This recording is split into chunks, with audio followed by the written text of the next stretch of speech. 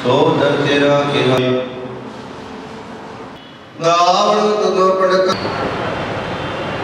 हम कितने आए अपने लोगे पाए ये सब गया कर पाए मेरा होवे काट न जाए होवे सो दर के को बोले हो नहीं आज के पास दान ठाकुर जो सतगुरु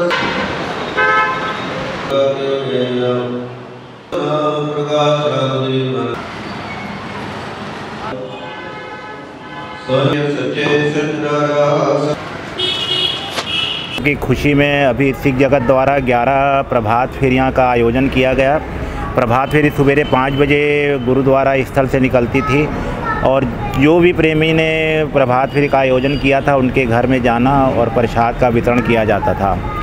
और आज ये प्रभात फेरी की आखिरी समाप्ति हुई है। कल इस उपलक्ष्य में जो है नगर कीर्तन का आयोजन किया गया है।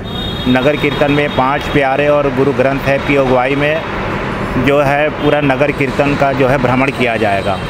10-27 तारीख को गुरु महाराज का प्रकाश उत्सव है।